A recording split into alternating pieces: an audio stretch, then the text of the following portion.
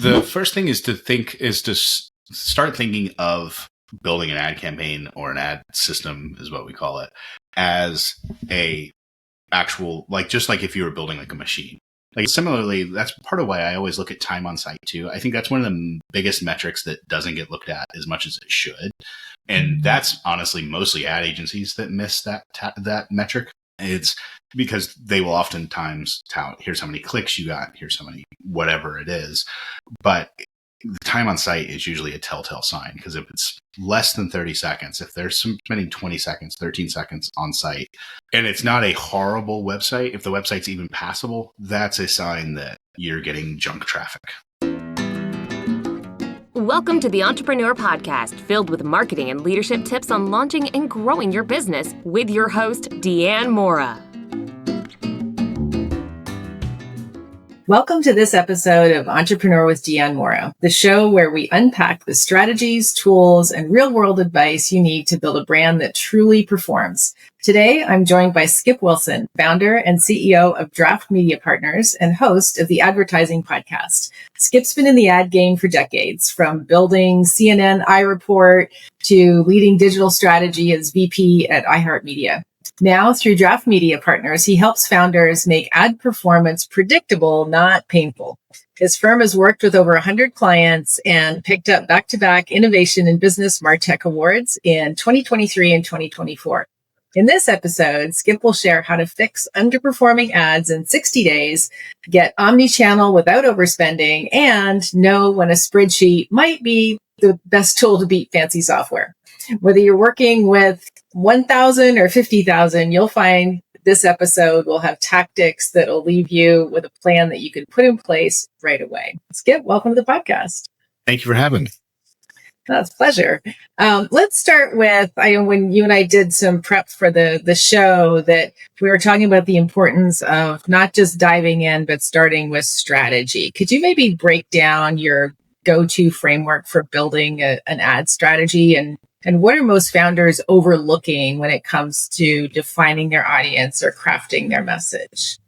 So small to medium-sized businesses will often way over-index on things like their brand standards and those types of things. Not that those things aren't important. They are important, and every business should have them. But they spend so much time, they almost start with the creative, which is the exact backwards way to do it. We have this sort of saying where advertising is just a way of getting a specific message to a specific audience to get them to do something specific. And so you really need to figure out what those things are first. Like, who is your audience? Like, who do you do business with? Who do you talk to? Who do you help?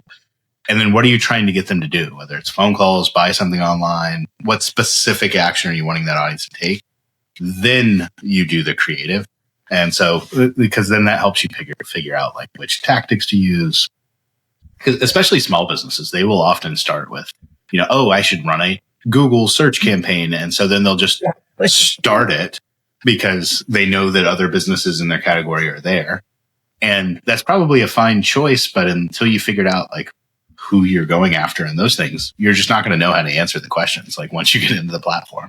And they wonder why their traffic isn't converting. Yeah, right. Yeah, exactly. Because they'll just go with whatever Google's recommending, which Google's primary concern is selling their inventory, right? So they're not, and so they're recommending the keywords that nobody's bidding on and those types of things. And so, so how do you guide clients from strategy to action in a way that ensures performance? Because it sounds great, like, okay, define your target audience, figure out exactly what, but how do you're an SMB, you're a founder, maybe marketing's not your thing. How do you get there?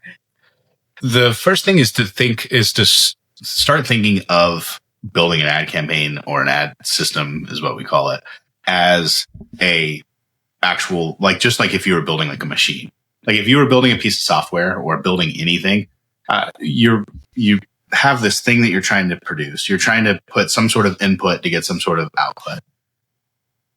You're going to probably make a lot of good decisions along the way. The hard thing is like not tracking the steps.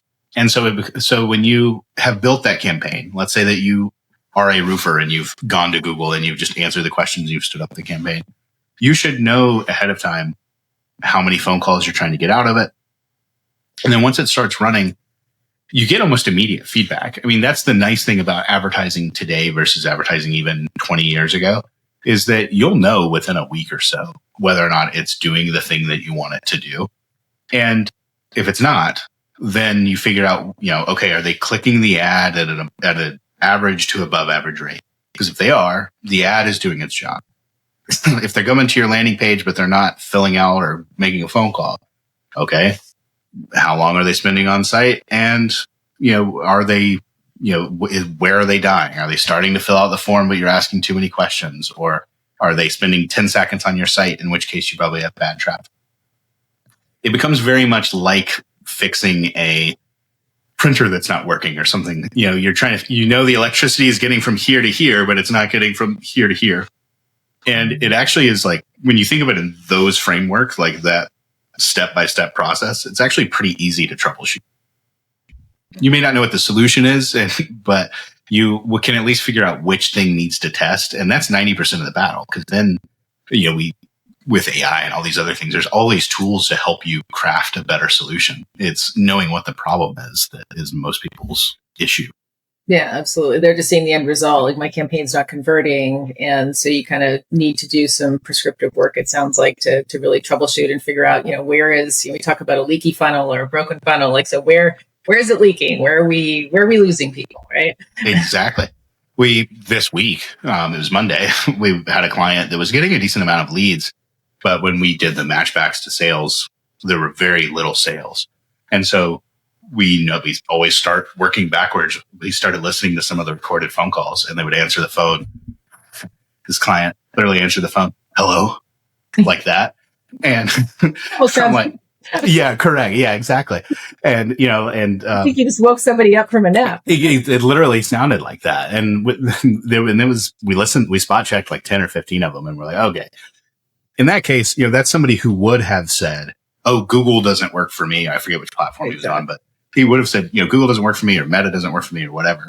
But it's like, well, no, I think let's invest in like Grasshopper for like $8.99 a month or something like that to answer the phone for you. And, so if working backwards is always the way to go. So that, because otherwise you end up going, the whole thing doesn't work. This whole thing's out. Yeah. Well, and it's interesting, so such a common thing, I think, for marketers to hear clients say, "Oh no, just send me the calls. It'll be good. My team's great. We've got it handled." And then, all of a sudden you start looking at the analytics, and there's calls being dropped. And like you said, they're not all being answered the way that they need to be. And, so that you could send them the best traffic in the world and it's never going to convert. Yeah, correct. Exactly. It wouldn't have mattered how great those phone calls were. If that's how they're being answered, it's not going to work. And similarly, that's part of why I always look at time on site too. I think that's one of the biggest metrics that doesn't get looked at as much as it should. And that's honestly mostly ad agencies that miss that metric. It's because they will oftentimes tout, here's how many clicks you got, here's how many, whatever it is. But the time on site is usually a telltale sign, because if it's less than 30 seconds, if they're spending 20 seconds, 13 seconds on site, and it's not a horrible website, if the website's even passable, that's a sign that you're getting junk traffic. And junk traffic is like a very real problem in the ad world. And it's such an easy metric to spot. I don't know why more people don't look at time on site, but I think it's because we want to, it feels like a win to be like, hey, you got, 2 million clicks or whatever. But if time on site's bad, those probably weren't real human beings, or if they were, it was, totally wrong messaging, totally wrong type of person. So mismatch between either the ad and what we were, I think, describing at the start of this episode was your target personas, your ideal client profile, whatever you want to call them. And, how well do we know them to be able to really dive in and have messaging that'll resonate? So first of all, we're getting the right kind of traffic. And then also, obviously, bots are an issue. Yeah. So and it impacts every platform. And how do you protect against bots eating up your ad spend? So we cheat because we pay for like the bot blocking, all the bot blocking tools and systems and all of those things. I will say the downside of those is that right now. Those block people on VPNs and those types of things too. So that's everything has like a good and bad. One of the easiest ways, if you're doing your own ads and you don't feel like paying several $100s a month just to stop bots from clicking your ads, which wouldn't make sense if you're doing your own advertising. If you're doing your own ads, one of the easiest ways is just to get very specific on your geography and to make sure that you're checking there's a little box that says presence or interest, meaning like, let's say that it's, Fort Lauderdale, Florida is the market. I don't know why that's the market that came to mind, but whatever. If Fort Lauderdale, Florida is the market that you're running ads to, if you just put Fort Lauderdale, Florida as your geography, then it will actually target anyone in that geography or anyone who has an interest in that geography. That's where the bots and stuff come in, because most of them are overseas. Most of the bot farms and those things are from outside of the country, but they will mirror and mimic traffic so that it shows up. So you think, okay, well, we said Fort Lauderdale, so surely we're not going to get all these clicks from overseas that are bots. But it's just a little checkbox that says presence, meaning that you have to be in Fort Lauderdale to see those ads. Makes sense. So if you're thinking of vacationing in Fort Lauderdale and you live in another country, we don't want that traffic.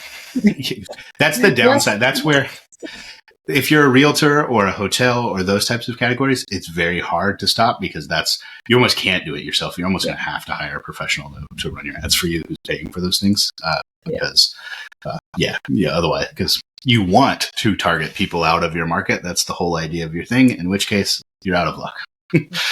You've got to pay a professional, unfortunately. Now, we've been talking about Google a lot, but there's so many platforms out there. There's Google, there's Meta, obviously covers Facebook and Instagram ads. There's Bing, there's DSPs, which you should probably explain. There's Out of Home. There's even old school, postcards with follow-up emails. Exactly. So how do you decide where to start and what to test? It always begins with the audience, because that helps you figure out, okay, here's where these people are. Also, how easy is it to target these folks on those various platforms? So, like, if I'm a company like, we'll use Geico as the example. Well, home insurance, automotive insurance in the United States, pretty much everyone either has a home or a car or both, right? So their target audience is more or less everyone over the age of 18.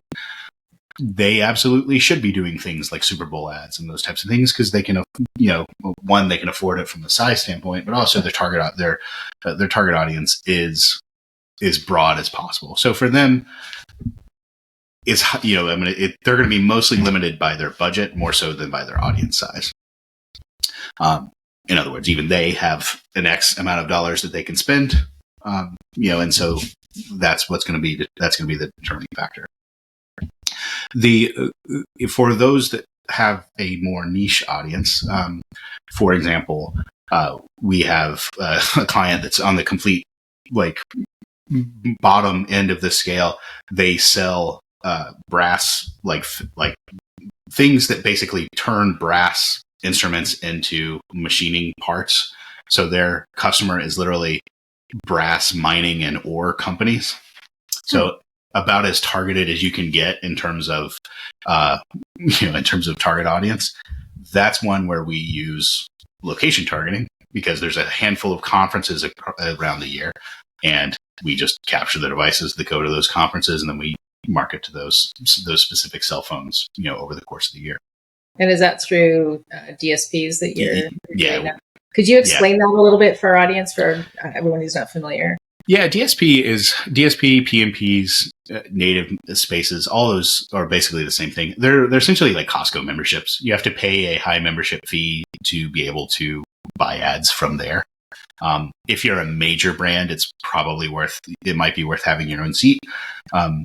But for the most part, that is likely going to mean going through an ad agency or something like that, because that's makes sense for them to pay, for us to pay for the Costco membership so that we have access.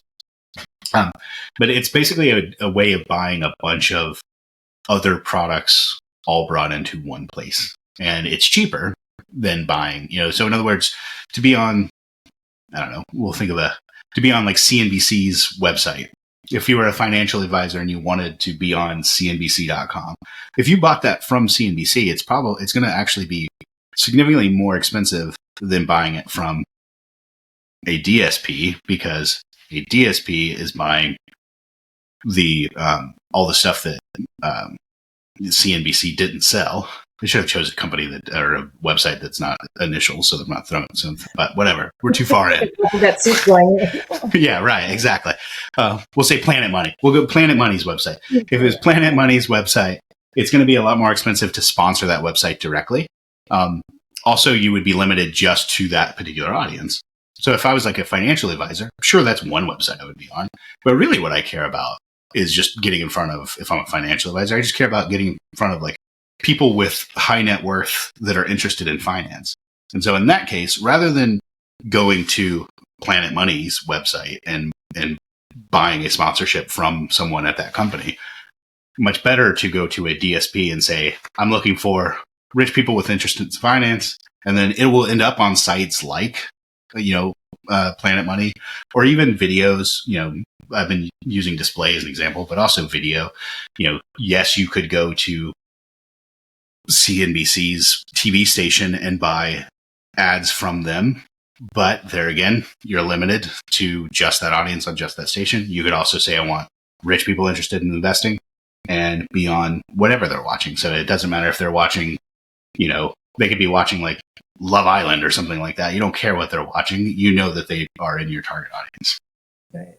That's the advantage of a DSP, is that it's much cheaper because you're buying essentially remnant inventory. But in today's world, who cares what site you're on? It matters. It's always brand safe. Like all these DSPs are always, it's clean sites, but who cares what site they're on as long as it's clean?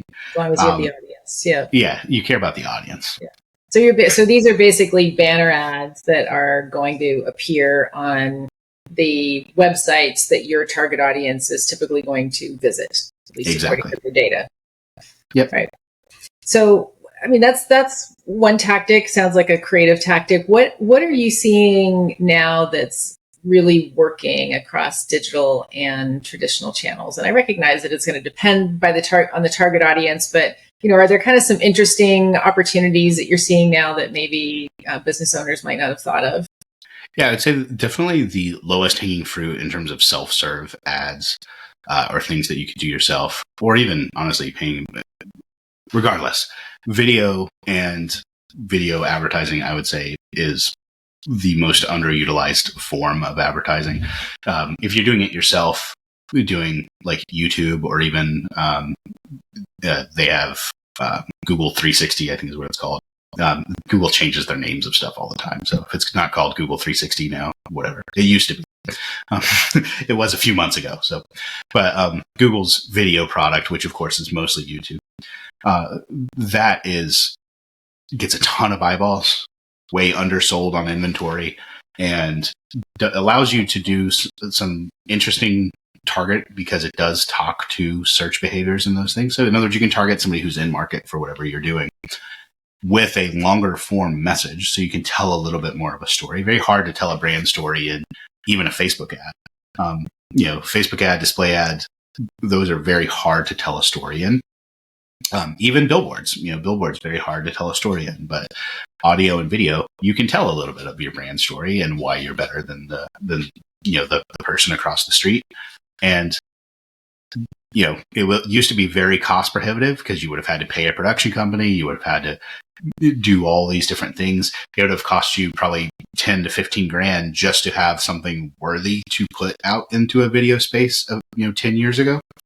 Now you have a cell phone that probably shoots in 4K or at least 1080p quality, or you can even just record a Google Meet and pay someone on Fiverr to edit a video together. You can get a decent video ad very inexpensively now, and it's got more eyeballs than ever. This is how most people are watching TV now. So video advertising is the lowest hanging fruit. So it sounds like you're saying it doesn't have to be a major production in order to work. Correct. Yeah, exactly. As a matter of fact, sometimes user generated stuff. We have a lot of gym and healthcare and fitness clients, and usually their best performing ads would be just a member, and even on a vertical cell phone video that's talking about why they go there and why it's the greatest place ever. And, that costs $0 in production. And are these pre-roll ads? So they're the ads that are going to interrupt your YouTube video when you're searching? So that's a little bit of the art. That's why I would recommend actually not choosing whether it's pre, mid, post, or any of those things when you're placing the ad first. I always like to put as few barriers on there as possible when I'm starting a campaign. And then you look and see which is getting the most engagement, and then you tighten it up, because it really depends. Pre-roll. What's nice about pre-roll is that everyone sees it.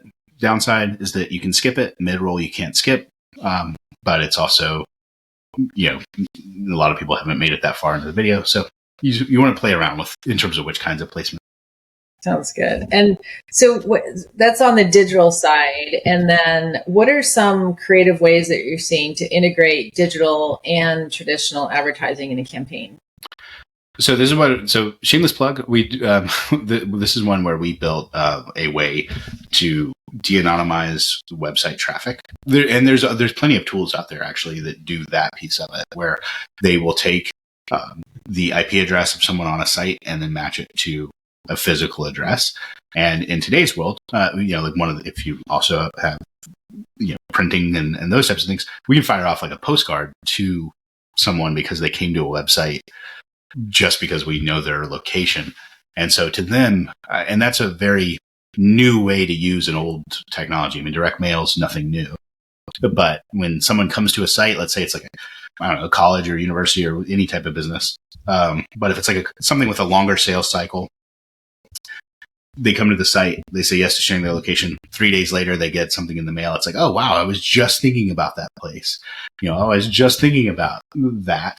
And it seems serendipitous, but it's of course not. It's faked serendipity or like manufactured serendipity. So, speaking of manufactured serendipity, because I know that I have this conversation with people frequently. So when you're having a conversation in your living room, and I won't say the word, but your home device that starts with an A and ends with an A, if you are having a conversation and she's listening, and then an ad magically appears, how is all of that working? Is that serendipitous or is that manufactured? So the official answer is that they aren't always listening, they say. I do question that because when we look at like the end market data, like we know people are in market for a lot more stuff than what you would like look up on like, because we buy in market data from Amazon and use it even on other platforms. So I'm like, there's no way that you would know that. But officially, no. Like officially, the reason you start seeing that ad for the thing you talked about, even though you haven't done anything, is because there's enough data points from what you have searched and what they do know that they know you're in market for it anyway. So technically, it's not supposed to be listening, but I don't know. There's been some instances where literally you have a conversation and then all of a sudden, an ad for that thing even pops up right on your device. Correct. Yeah, exactly. I feel like it's always listening. Hard to believe that they're not actually listening. I think it's combing for, I do believe that it's combing for keywords, but that's my, we'll say allegedly. Yeah, exactly. In my opinion, I think like it's the day that Google reveals the specifics of their algorithm will be the day that we'll have that specificity of data as well, right? Correct, exactly.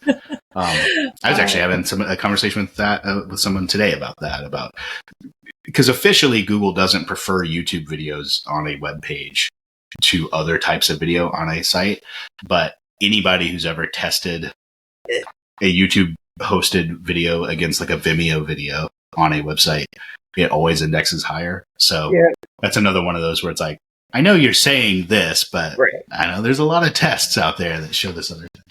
But, kind of no coincidence that Gemini is also referencing YouTube videos. Correct. So, exactly.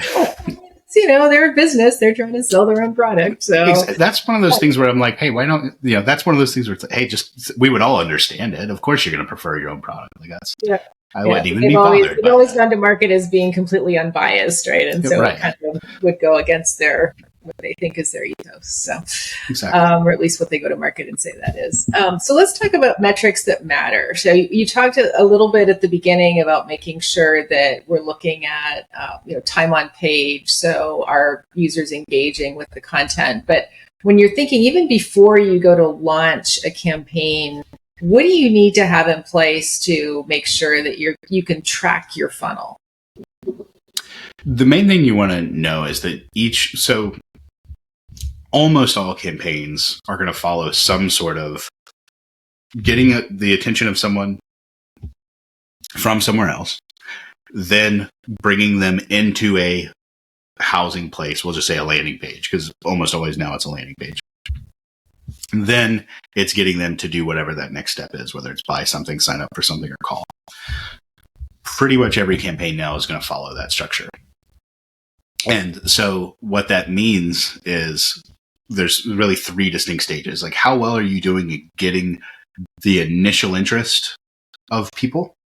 And so whether it's a Google ad or a billboard or a TV ad or a direct mail ad, they all have their sort of standard response rates. And those are things that you can find out in like 2 seconds of research, right? Like, you can find out what the click-through rate for a roofing company in Des Moines should be, and yes, we have sophisticated ways to do that. And a lot of ad agencies do or should, like they should, that's something that you should be able to ask them for. But even if you're doing it yourself, take 2 seconds.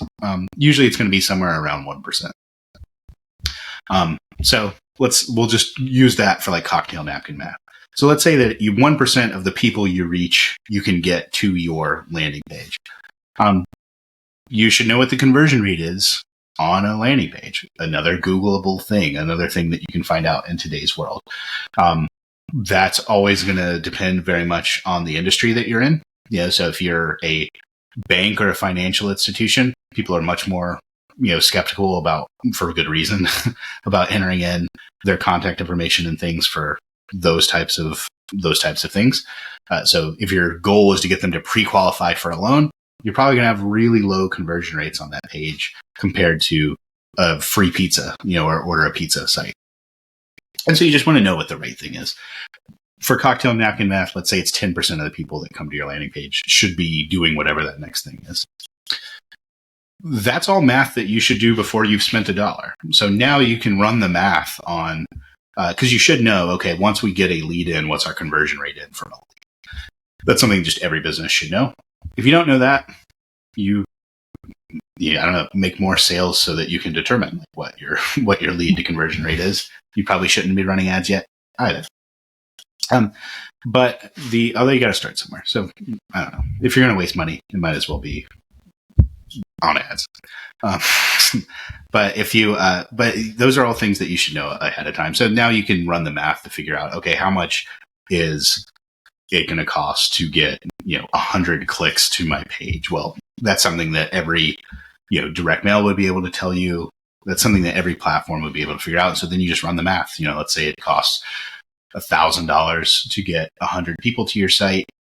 Well, if 10% of those convert, then you're looking at, I think, $100 lead cost. And so if you make $500 a person, and you can convert half your leads, then $100 lead cost is great, because you're paying $200 for a customer acquisition cost. So that's the sort of cocktail napkin math that you should always be able to do before you run something. And then you also know what success is because that's what allows you to go back after you start the campaign to figure out, did this work or not? If you've got a direct mail piece that's performing at 2% and the average is 1, you shouldn't be upset that you mailed out 2,000 of them and got 400 people to your site. That's huge. That's way above average. And it also helps with unrealistic expectations, because there's plenty of people that think if you mail out 2,000 postcards, you'll get 2,000 people to your site. And that's just not going to happen, right? So that 400 is a win.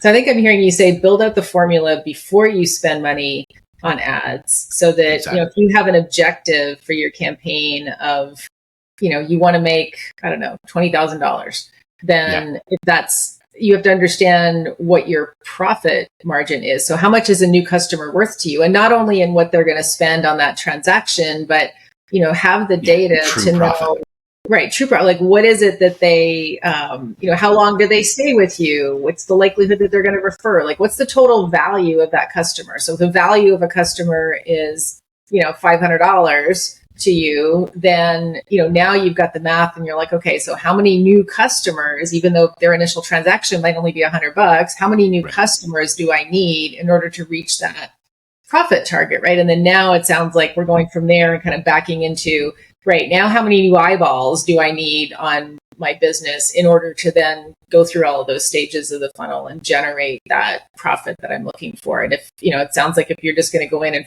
you're flying blind and you don't have that data, then it's probably unrealistic to expect that you're going to have positive results at the end. Exactly. Yeah. Because often, the number of times that we take over an existing campaign where we're being brought in and hired because something like lead flow wasn't good or something like that. It's usually some vague thing like that. We'll look and we'll go, okay, well, actually, the way it's set up in platform is fine. Because usually if someone's hired another ad agency or something, like they've done an okay job. So it's like, so 9 times out of 10, it's like, okay, well, that's not actually the problem. The problem is that they didn't monitor it through the process the way they probably should have. But it's usually not the thing. We're being hired because they think the Google campaign failed. And when we look at or whatever, and when we look at it, we're like, actually, that part wasn't the problem. The problem was they stopped there and didn't focus on the landing page. So, but you don't know those things until you do that. You got to figure out like what is the objective line first. It's kind of like I think it's C.S. Lewis that said you can't call a line crooked unless you know what a straight line looks like. It's the same type of thing. You have to know what a straight line looks like first. Then you can be like, okay, yeah, this one's bad. Absolutely. So let's talk some real world examples. Walk us through a campaign that, let's say, was on a shoestring budget, but you did some creative things and it worked out and it had great results. And then maybe a large budget campaign and some of the opportunities that afforded you to do and kind of what the results are there, just to kind of make this real for us. Yeah, absolutely. So I would say for the super small budgets, you're pretty much going to be limited to search and social as the tactics. So if you've got let's say you've got a $500 marketing budget, you shouldn't hire a professional to do it because you can't pull enough levers to hire someone. So just do it yourself.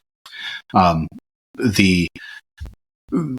we have worked with a few nonprofits this way, where what that's going to mean is that you can't afford to bid too high on clicks. So you have to get really creative. And a very real example was we were working with a nonprofit that this basically sends people, dentists overseas to work with I believe it's Kenya is the country where there's not a lot of local dentistry and there's a lot of dental need. So they raise money to send people over there and had a very micro budget. If they were to do something like, donation or charity or anything related to that, they're going to get bid out, meaning that it's going to cost $10 a click, something like that.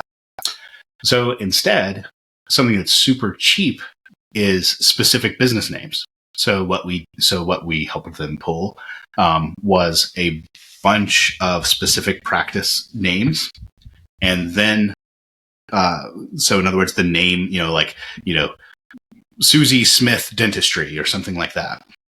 And because that's going to cost like $1 or $2 per click, probably even less than that. And every business owner, one of the things they're going to do is Google themselves frequently, just because that's, part of it's because you need to know that what your reviews are like and all of those things. So we know that they're going to Google themselves. So then you craft creative that is, this dentist was able to, help, well, now I'm just making this up. 2,000, I don't remember. But this dentist was able to help 2,000 kids in Kenya and became a local hero, blah, blah, blah. Because that's something that's going to be super appealing to a dentist. And if we had done any sort of donation message, or if we had used LinkedIn, if they'd had a larger budget, if they'd had, say, a $5,000 budget, something like that per month, we probably would have gone to LinkedIn where we could specifically target dentists, and then we could specifically hit them up with an article about that same type of thing. But because they only had a $500 a month budget, and we were kind of just doing it as a favor, because again, they shouldn't have been paying us for it, and they didn't. But, instead, it kind of forced us to get creative, and by picking practice names, it's just a cheaper way to get clicks. So as long as you put yourself in the mindset of who am I trying to reach and what are they likely to do, there's a lot of easy ways to get, because the ad's job is to get someone to a landing page. Then it's the landing page's job to get someone to convert. And if you're thinking, okay, well, if the job of the ad is to get somebody to a landing page, a cheap way to do that is to appeal to ego and buy a bunch of dentist names, because that's super cheap. And so, yeah. Interesting. And then what about a large budget? What would be an example of just going crazy on ad spend, and what can you do? For larger budgets, if you think of like the marketing funnel, and if you think of the bottom of it being mostly search and social, because that's the cheapest and easiest, and the people that are in market like right now, like they're about to take action.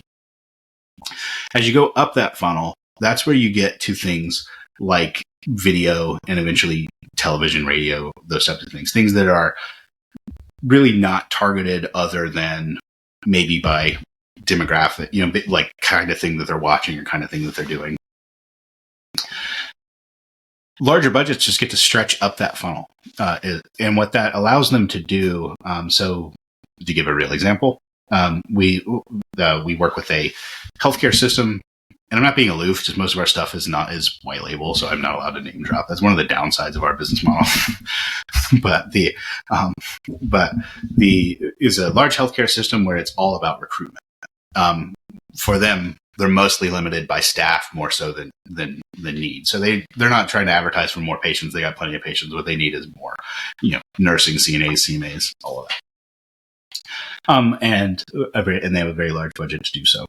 So for that type of campaign, what we're able to do is start planting the seed very early on in the process. So we can start running, video and podcast placements and those types of things, telling the story about how this is such a great place to work to future employers. So we don't have to wait for somebody who's looking for a job now. We can target somebody who's probably perfectly happy with their career somewhere else, but we're just painting the picture of how this is such a great place to work and go. And what's nice about that is that that's also something that you want to hear as a patient. Like if you hear that, this place pays more and is also better to their employees, the assumption is that their care is probably better also. So so you're able to get just a much bigger piece of the market. And you're not necessarily focused on right now dollars. When you've got $500, you're trying to turn that $500 into $800 or $1,000 right away.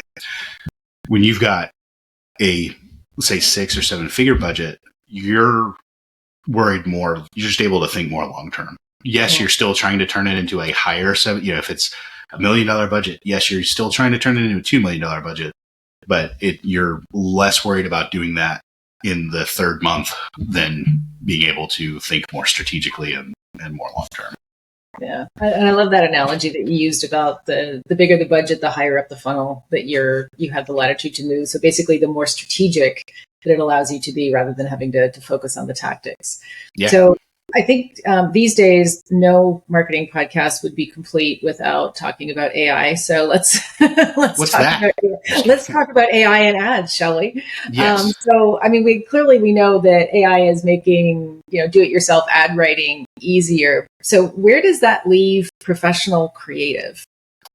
So you're still going to have your A list. Like, in other words, somebody who is a top level copywriter is still going to be able to outperform the AIs of the world. Where I think AI helps the most is that for the do-it-yourselfers that would have had, let's say, D or C creative, they're now able to get like in the high Bs, which is way better than it was. So I think it's helpful. It's also helpful in just sheer number of. Well, I'll use a real example. We have probably half the number of graphic designers that we would have had to have on staff 5 years ago, because so even on our level, we're able to have the same number of employees produce more content, because it's just, resizing ads used to take an hour, per client, just to get the 20 or 30 different sizes. And that's with the client sending us final creative. Now that's like a 10 or 15 minute task, not even, because you're able to use an AI to do it. And then you're mostly going in and fixing the 2 or 3 that it just got totally wrong. But it's so much faster. So it makes it faster for professionals. It makes it better. You're still what it's not going to do is predict the next Geico Gecko or something like that, or produce that, right? But that's not most advertising anyway. Instead, most advertising is, get a free quote now, and that it's going to do a great job. Yeah, no, absolutely. Well, then the next level really is now the LLMs are coming out with browsers, and people are also wondering, how do I, some of the LLMs will accept ads. And so let's talk about the whole world of, and the LLMs, the large language models. So I'm just kind of using that as a catchphrase for, your Perplexity, your ChatGPT, et cetera, your Geminis of the world. So how does all that fit into the advertising landscape now? Well, it's no coincidence, I don't think, that Microsoft is one of the largest owners of OpenAI. And because Microsoft has made it very clear that they very much want to get into the ad space, very similar to like Google. Google, obviously already in the ad space, has always been an ad company.